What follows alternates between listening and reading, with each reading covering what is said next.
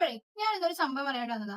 അതായത് വെറുതെ ഇങ്ങനെ ഇരുന്നപ്പോ ഒരു സംഭവം കാണാൻ വിചാരിച്ചു. അതായത് സംഭവം അധ്യായം 1 അത് കാണാൻ വിചാരിച്ചു. അങ്ങനെ അത് കണ്ടി. എന്തുകൊണ്ടാണ് ആ തിയേറ്ററിൽ പോയി കണ്ടില്ല എന്ന് ഞാൻ കുറെ ആലോചിച്ച്. ഇതിപ്പോ OTT വന്നിട്ടുണ്ട്. ഇനി നിങ്ങളത് കണ്ടിട്ടില്ലെങ്കിൽ നഷ്ടമാണ്.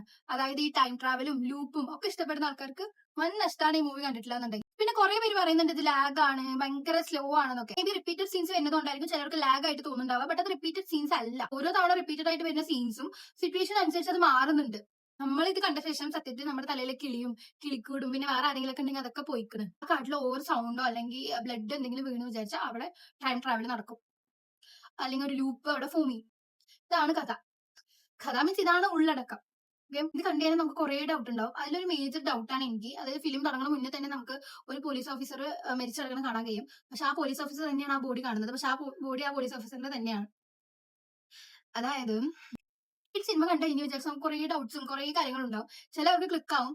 നമുക്ക് ക്ലിക്ക് ആവാൻ കുറെ നേരം എടുത്തു. നമ്മൾ കുറെ ആലോചിച്ച് നമ്മൾ തന്നെ ആൻസർ കണ്ടുപിടിക്കുക ചെയ്തത്. സോ നിങ്ങൾ ഈ മൂവി കാണാൻ ടൈം ഇല്ലാന്നൊക്കെ വെച്ചിട്ട് മിസ് ആയിക്കഴിഞ്ഞാൽ ഭയങ്കര നഷ്ടമാണ്. സോ നിങ്ങൾ ഈ മൂവി കാണാൻ, ഈ മൂവി കണ്ടിട്ട് നിങ്ങളുടെ ഒപ്പീനിയൻസും നിങ്ങളുടെ ക്വസ്റ്റ്യൻസ് ഒക്കെ കമന്റിൽ ഷെയർ ചെയ്ത് ആൻസർ കിട്ടാത്ത ചോദ്യം എന്നോട് ചോദിക്കുക.